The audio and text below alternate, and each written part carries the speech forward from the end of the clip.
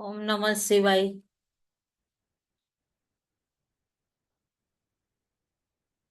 આપ સર્વે ધ્યાનીઓનું સ્વાગત છે. ઝૂમમાં અને યુટ્યુબમાં જોડાયેલા દરવે ધ્યાનીઓનું ખૂબ ખૂબ હૃદયપૂર્વક સ્વાગત છે અને ખૂબ દિવ્યતાથી આ ધ્યાન સત્રમાં તમે જોડાવ છો.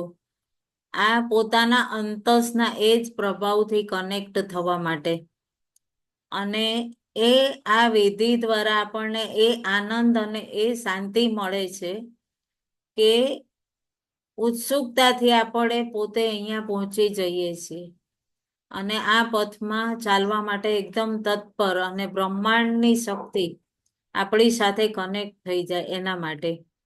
તો પહેલા સ્વાગત છે. આજે આપણે 36મી ધારણા જાણીશું વિજ્ઞાન ભૈરવની અને ગુરુ તત્વથી જોડાઈને હૃદયથી નમન કરતા પ્રાર્થના કરીશું. વક્રતુંડ મહાકાય સૂર્યકોટી સમપ્રભ નિર્વિઘ્નમ કુરુ મે દેવ સર્વકાર્યેષુ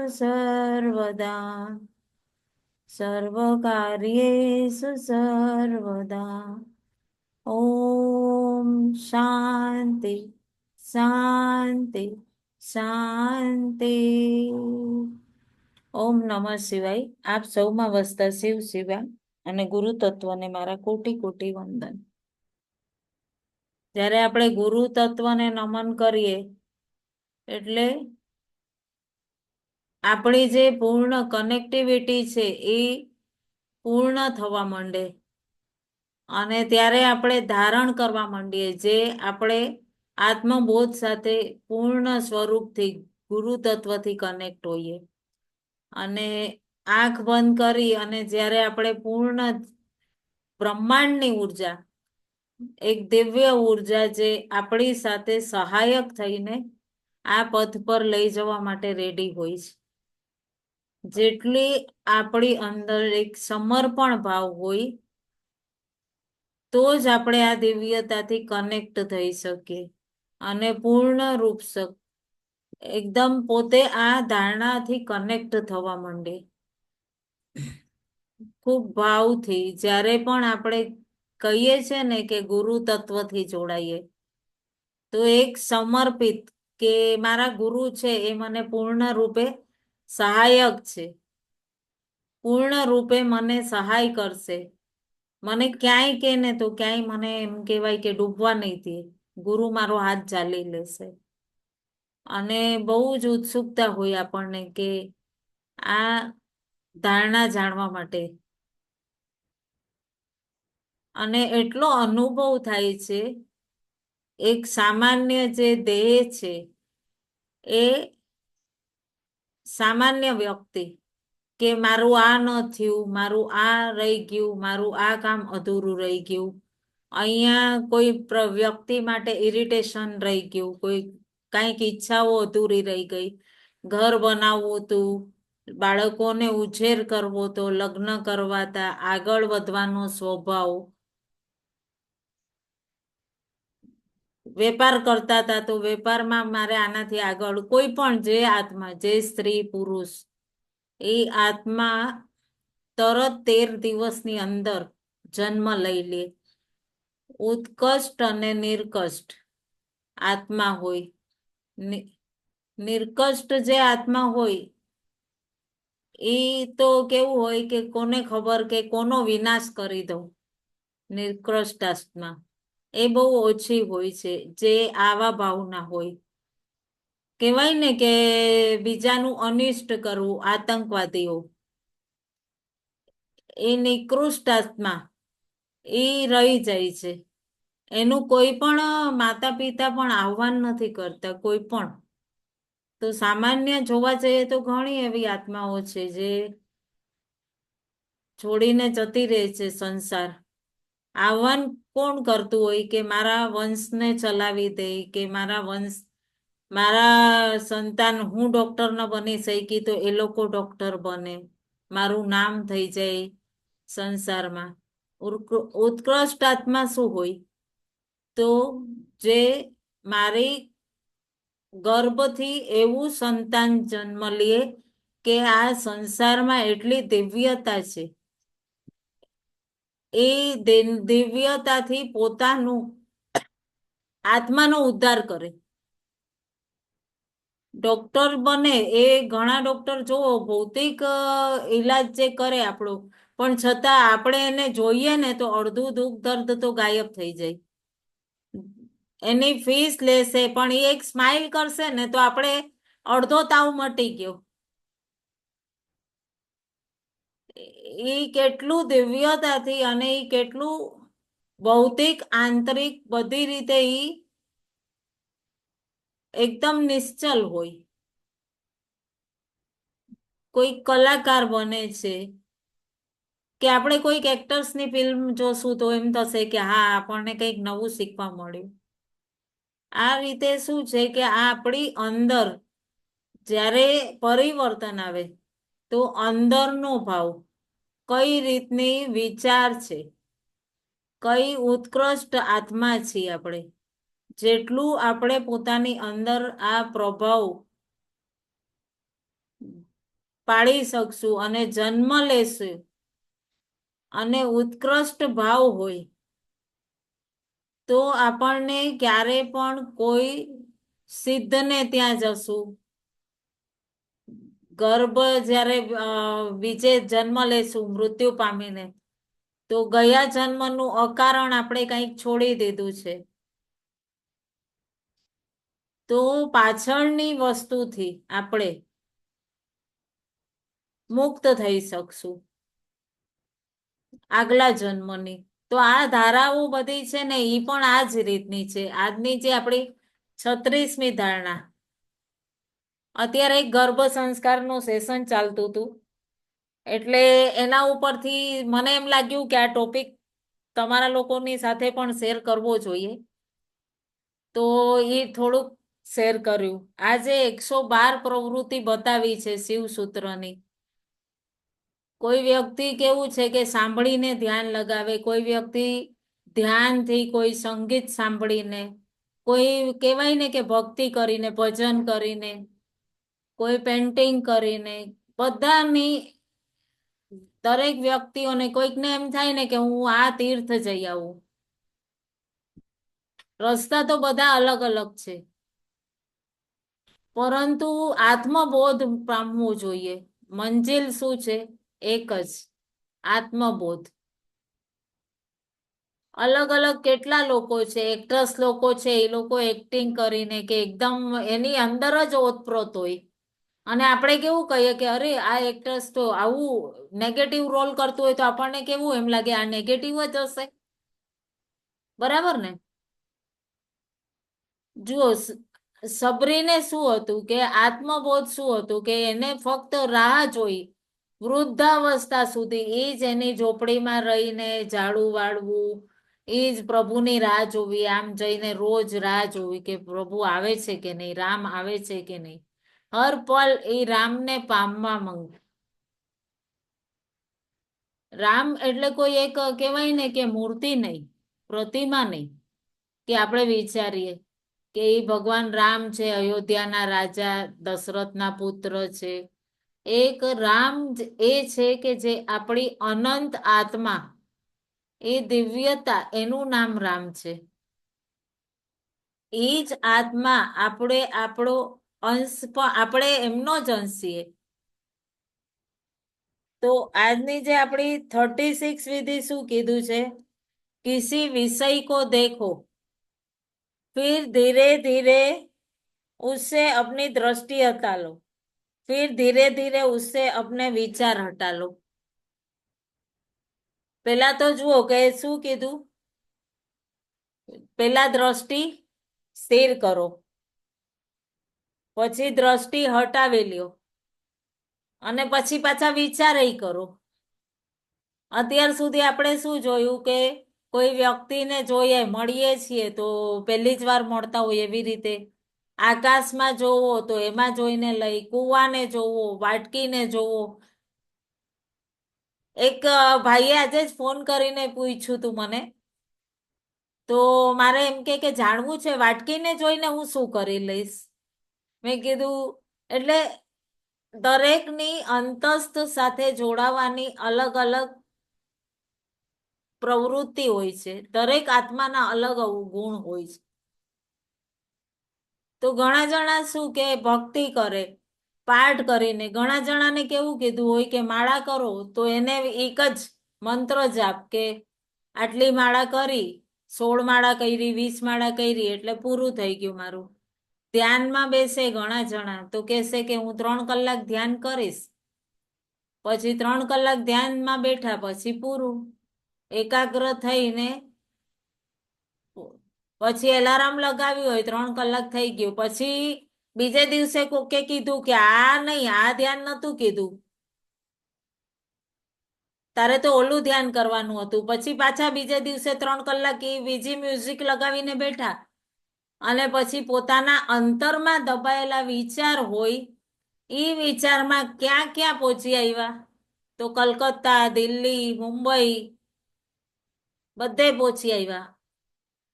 પણ આપણે કેવું પોતાની સાથે જીદ નહીં કરવાની, સહજતાથી પોતાની પ્રવૃત્તિ સમજીને અંતસમાં ઉતરી જવું.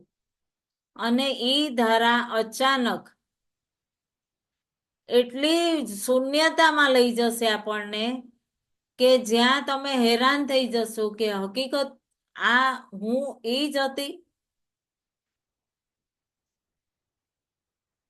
ક્યાંક ઘણા દિવસના બેહોશ હતા, હું ઘણા દિવસની સૂતી હતી બેહોશીમાં, કોમામાં હતી, અને આજે હું જાગી.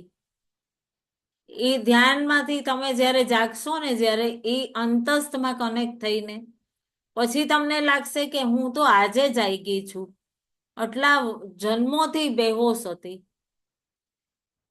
અને એટલો અલગ આનંદ હોય છે કે બહાર સ્પર્શ કરી ગયા પછી આપણી જે બધે અહીંયા બધું ભાગદોડ જે છે ને, બધે વિચરણ કરવું આપણું, એ બધી સ્ટોપ થઈ જશે અને એક જ સ્થિતિમાં આપણે રહેશું.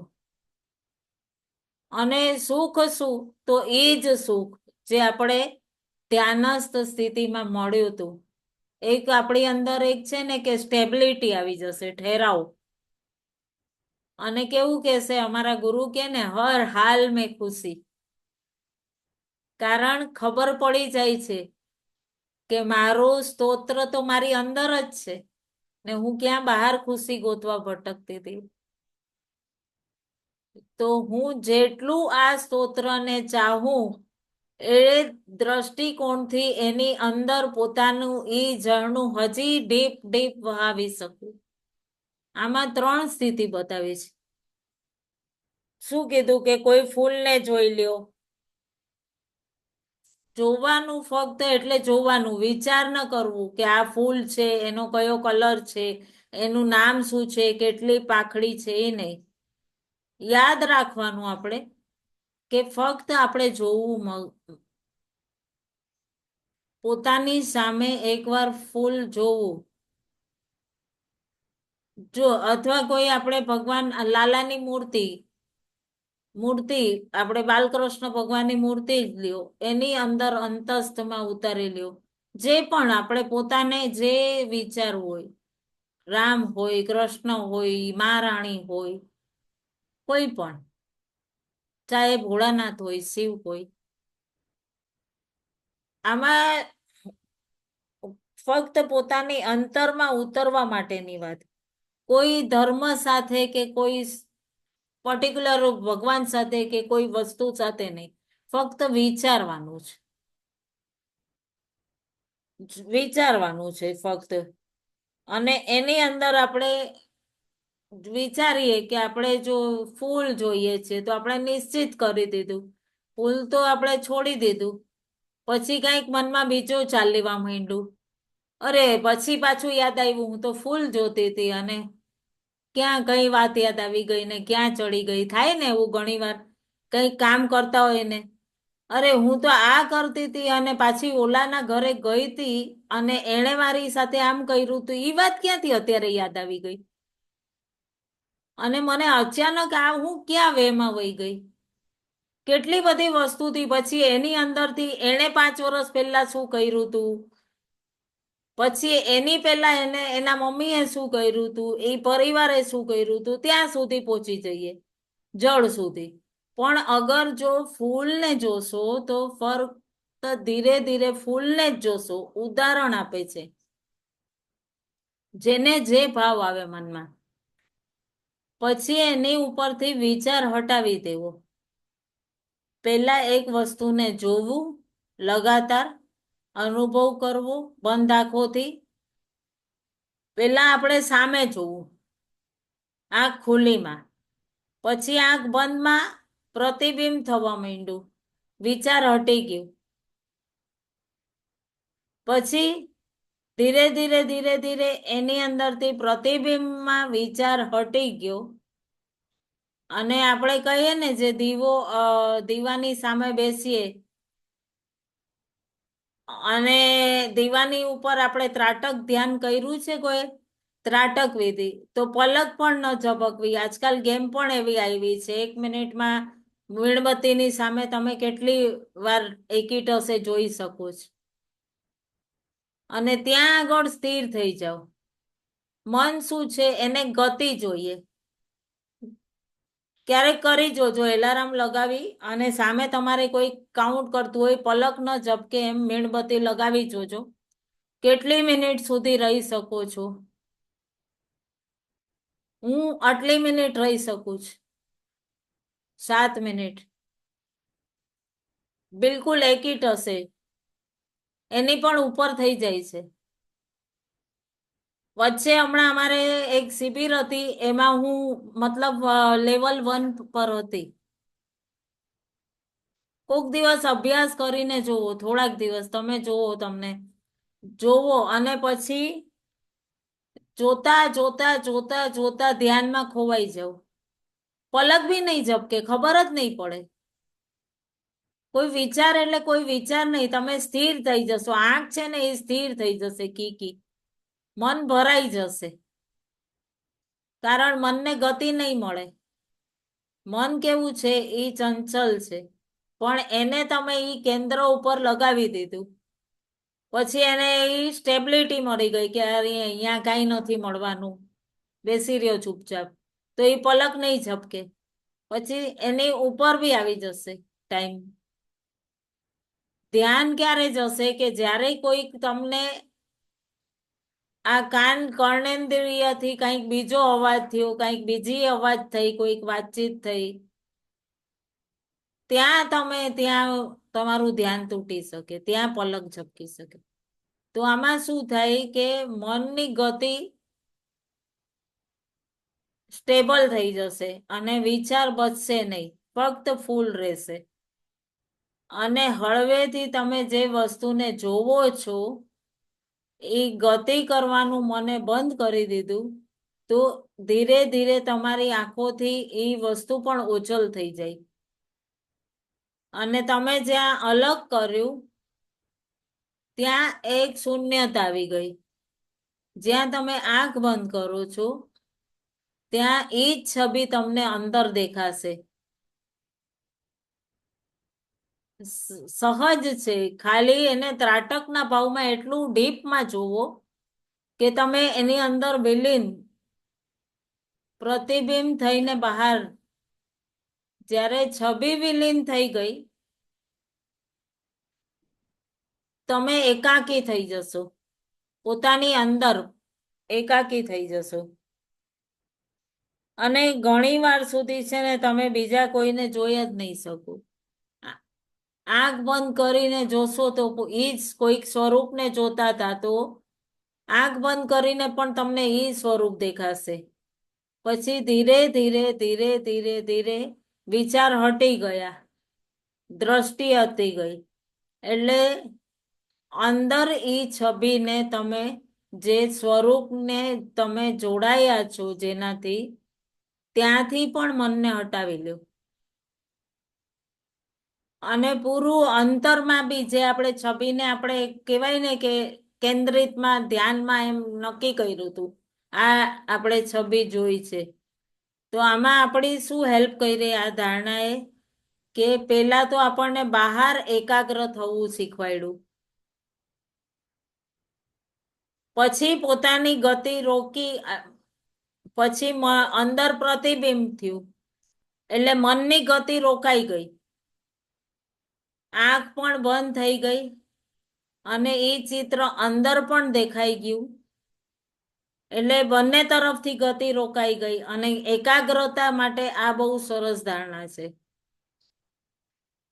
અને જ્યારે અંદર એ જ ચિત્ર દેખાવા માંડે ત્યારે મન ત્યાં આગળ શું થશે, ટકી ગયું. એને એક વસ્તુ મળી ગઈ ટકવા માટે, અને એને એમ થશે કે હવે આ પણ નથી જોવું, મન બી એમ કેશે.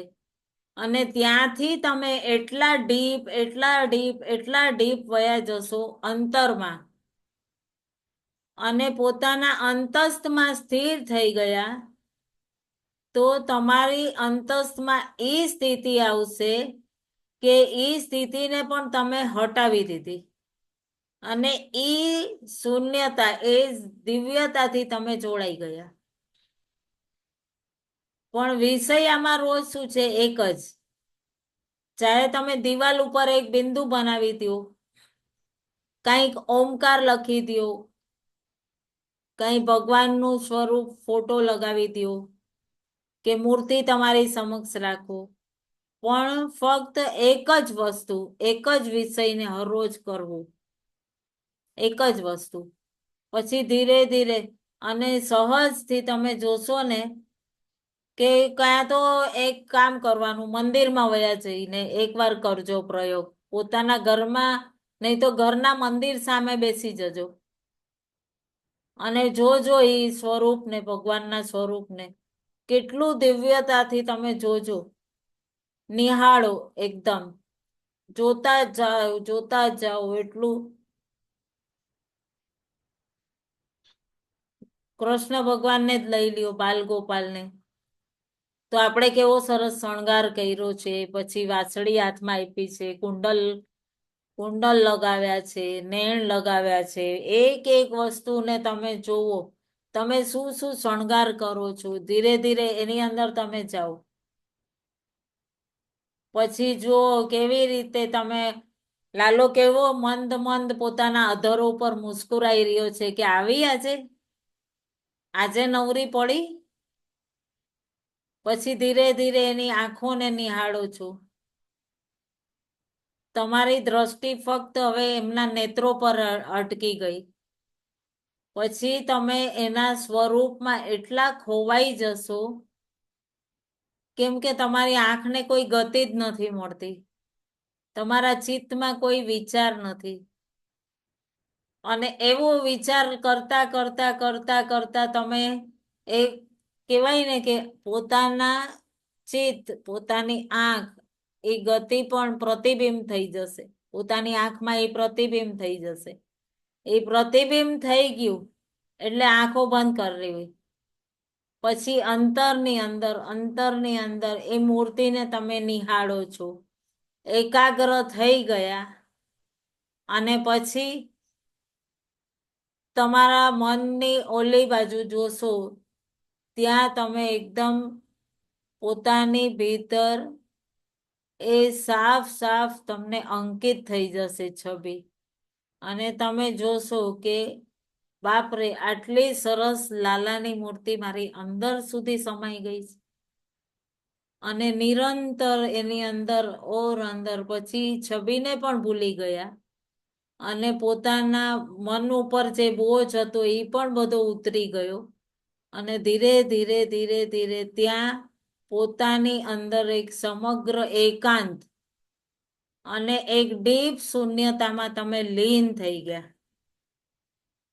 એકદમ નિર્દોષતા પ્રકટ થઈ જશે, અને એક અંદરની જે તમે જન્મોના જે પ્રભાવ ચિત્ત પર હતા, એ બધા ધીરે ધીરે ધીરે ધીરે નીકળી ગયા, બધા પડદા હટી ગયા અને તમે એ પ્રકાશમાં ઉતરી ગયા અને ઘટના ઘટી ગઈ અને તમે અચંબિત થઈ ગયા. પછી જ્યારે તમે બહાર આવશો તો તમને ખાલી લાગશે, કઈ કરવાનું જ ન રહ્યું, કે હું તો કઈ આ ક્યાં આવી ગઈ. ઘર તમને નહીં ગમે, કઈ દુનિયામાં આવી ગઈ. અને તમને બધાય આમ ભીડ બી નહીં ગમે. પછી તમે જેવો અનુભવ કરશો, તમારા અંતસમાંથી એ શક્તિઓનું ઉદ્ગમ થશે. તમે હવે સ્પર્શ કરી ગયા છો પોતાની એ ધારાથી. અત્યાર સુધી તમે જ્યાર સુધી જોડાવ છો એ બધી અનુભૂતિઓ ને આજની અનુભૂતિ એકદમ અલગ. પરંતુ જ્યારે તમે પોતાના અંતસ્થથી જોડાઈ જશો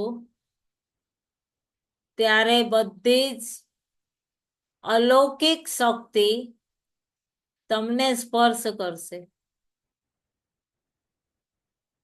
અને એ એટલો દિવ્ય આનંદ તમને હર સ્થિતિ સ્વીકાર ભાવ આપશે. હર સ્થિતિ તમને એમ લાગશે કે હું એક પરમ આનંદની ઉર્જા છું. શાંત બેસશો તમે એકદમ અને એટલો આનંદ થશે તમને કે ઓહો, કે આજે તો ખબર જ ન પડી કે શું હતું. તો ખૂબ સરસ ધારણા, એકદમ સરસ અને સહજ છે કે किसी विषय को देखो और धीरे धीरे धीरे अपनी दृष्टि हटा लो और फिर धीरे धीरे धीरे अपने विचार हटा लो. તમે પોતાની આંખો બંધ કરીને જ્યારે પોતાની સામે જે વસ્તુને અનુભવ કરવા માંગો છો એને તમારી સામે રાખજો આજે ધ્યાનમાં. જેને પણ એક વિચાર કરો, કદાચ એમ માનો તો ફૂલને જ લઈને ચાલો. કેટલું સરસ ફૂલ છે મારી આંખોની સામે. અને અથવા તો કોઈ ભગવાનની છબી લઈ લેજો. પોતાના હૃદયની અંદર એ તમારી અંદર એકદમ ઉતરી જાય. ફૂલ અગર લેશો તો તમને એમ થશે કે ગુલાબનું લઉં કે કયો લઉં, અત્યારે કયું આવતું હશે. અગર કોઈ તમને ફોટો પસંદ છે, ફોટો ને લઈ લ્યો. વ્યક્તિ પસંદ છે તો એને લઈ શકું. પણ બિલકુલ શાંત ભાવથી અને એને જોવો અને પછી જોતા જોતા જોતા જોતા એનાથી નજર હટાવી લ્યો. અનુભવ કરવાનો છે. તમારી સામે એક સરસ મજાનો ગુલાબનો ફૂલ છે, તમે ફક્ત એને જોવો છો. કાં તમારી સામે સાચેનું ફૂલ નથી તો તમે વિચારો કે તમારી પાસે ગુલાબનું ફોટો છે, તો એને જોવો. જોતા જોતા જોતા જોતા એની અંદર ઊંડાણમાં ઉતરી જાઓ અને કોઈ જ પ્રકારનો બીજો અન્ય કોઈ ભાવ નહીં. એવું નથી કે તમે પોતાની અંદર જે ઉઠેલી કામનાઓ, જે વિચાર છે એ બધાને દબાવી દેવું. જેમ આપણે શું બીજા અન્ય જગ્યાએ આપણે જે હમણાં પહેલા જ મેં કીધું કે ધ્યાન કરે તો ઘણા જણા શું વિચારે, 3 કલાક મ્યુઝિક લગાવી દીધું, બેસી ગયા અને પોતાની અંતરના વિચારોને દબાવી દે. તો આપણે વિચારને બિલકુલ દબાવવા નથી, બિલકુલ દબાવવું નહીં. સ્વચ્છંદ રહેવું અને પછી પોતાને જોતા જવું, જોતા જવું, જોતા જવું. તો જ્યારે ઈ પ્રતિબિંબ તમને દેખાશે, પછી ધીરે ધીરે એ પણ બંધ થઈ જશે, ત્યારે તમે પૂર્ણ એકવાર એ આત્મબોધને પ્રાપ્ત કરી લેશો અને સ્થિર થઈ જશો. પૂર્ણ રૂપે ક્લિયર થઈ રહ્યું છે ને? તો જોતા જવાનું છે, જોતા જવાનું છે. ફક્ત આપણે ધ્યાનમાં ઉતરવાનું છે અને પોતાના હોવાનું એ આત્મબોધ સાથે કનેક્ટ થવાનું છે. તો ફરીથી આપણે ધ્યાન માટે રીજોઈન્ટ થઈએ.